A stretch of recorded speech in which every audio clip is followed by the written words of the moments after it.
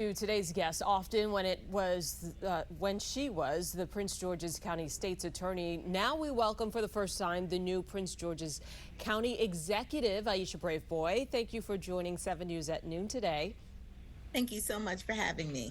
So for months, we've been reporting that D.C. is close to a deal for a new Commander Stadium at the old RFK site. The deal is still hanging in the balance on this important deadline day. Do you believe there's still a pathway for Prince George's to keep the Commanders in Maryland? We stand ready to move forward with the Commanders, whether the stadium is here or not. We have development plans that would include the ownership of the Commanders as part of the future of Prince George's County in that central part of the county. So we have development plans that will bring much needed economic development and amenities to our constituents. So obviously the decision will be the Commanders whether to move forward with their plans to relocate or to stay here. Certainly, Prince George's County, in my opinion, provides the best opportunity for the Commanders to sort of realize this goal of creating a community around the stadium. But it's their choice. But what we're going to do is stay laser focused on development around the Blue Line corridor, which the Commanders' current stadium sits on. So whether they're there or it's another development that we partner with them on, we will see better days ahead in Prince George's County. Have you had any recent conversations with team owners? We've talked, and certainly they are focused right now on a possible move to DC. And so we will let them continue to try to negotiate and work out a deal there. But ultimately, I think the best deal is here in Prince George's County, but it is their decision and we'll respect whatever decision they make. Okay, just so I know if I heard that clearly, have you talked recently? I know you said you've talked, but was it recent? When you say recent, I mean we've talked within the past couple of months, Okay. for sure. Mhm. Okay. All right. Let's talk a little bit now about the future of Northwest Stadium. What does that look like? You talked a little bit about redevelopment. Let's say the team does move out. What does that redevelopment look like? Well, we have a lot of options and opportunities there. We will build an innovation and education hub there that will support our students, that will support athletes, and that will support our community. So we are going to continue with the theme of having sports in that area, but we're going to combine that with education. As well as with healthcare, especially those disciplines that serve our athletes.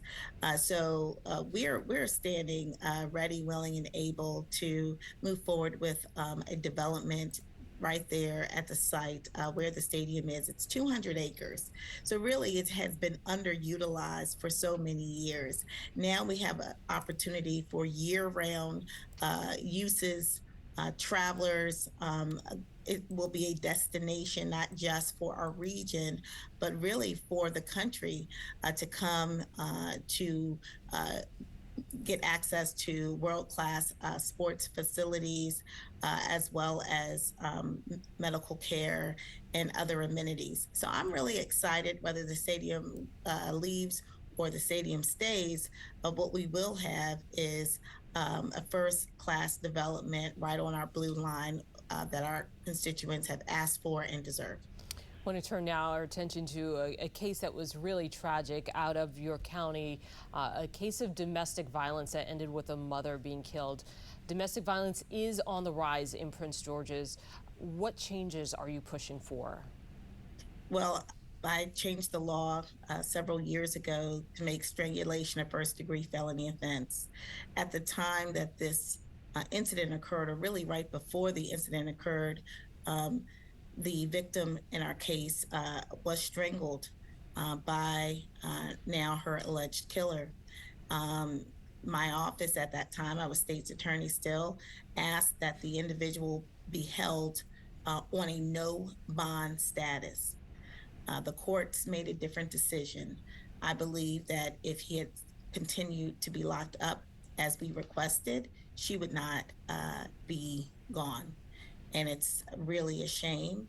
But I think it's really important for people to understand the lethality, the significance of an individual being strangled. When someone strangles you, they mean to kill you, oftentimes with their bare hands. Mm. So that means they have no regard for your life.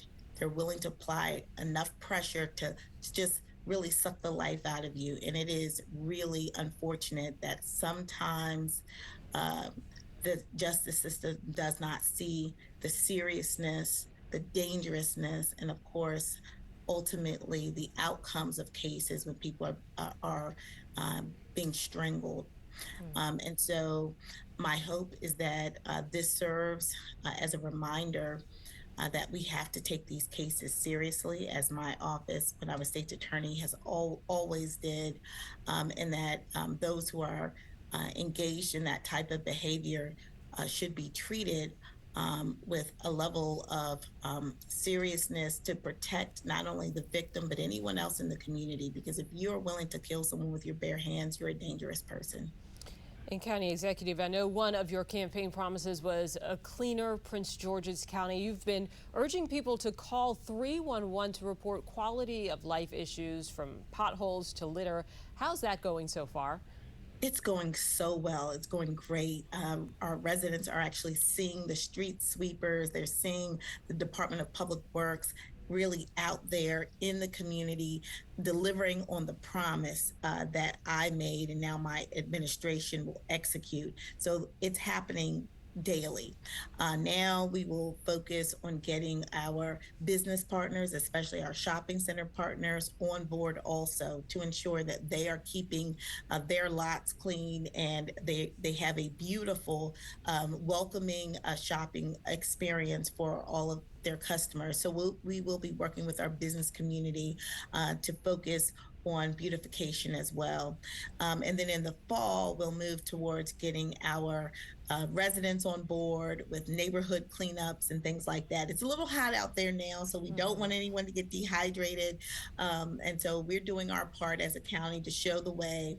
But everyone from the state to our business community, our faith community, as well as our residents have a role to play in keeping our communities beautiful and safe. And finally, before we go, anything else that you want to add now that you are in this new role and your goals moving forward? Yeah, well, you know what? We are keeping Prince George's County unified. I think the greatest thing that I was able to do in coming in to this role is unify the executive branch with the legislative branch. We work in lockstep with our county council. Our chair, Ed Burrows, and I are in constant communication. I've also been able to reach out to our delegation at the state level as well as the federal level. I have some meetings coming up tomorrow to talk to our federal partners about some of the needs that we have here in the county and my vision for the county. So we are a united Prince George's County, and that's important. And I've also been able to recruit some talented people who have come up through the ranks here in Prince George's County, like our police chief, George Nader, who started out here as a young PO and now is the chief, along with George Nichols, who's the assistant chief. That shows the men and women in Prince George's County Police Department that we see them, that we trust in the process of them rising through the ranks, and that they too can be chief one day. And of course, our new fire chief, Thelmetria Michaelides, she is also someone who rose up through the ranks of the fire department, had a diverse experience during her retirement, being of service to the state's attorney's office, to our state of Maryland through the COVID pandemic. You know, we have people who have a commitment to public service and now are serving as an example of what can happen if you dedicate your life to serving others. So I'm really excited about all of the appointments I've been able to make so far. I'm excited to be able to work hand in hand with our county council. And let me not forget, the Maryland National Capital Park and Planning Commission has a new chair, Daryl Barnes, who is a former state delegate and a graduate of High Point High School. Well, there you go. Well, there is a lot happening in Prince George's County, so we would love to have you back. The invitation remains standing. We look forward to talking to you again, County Executive Aisha Braveboy. Thank you.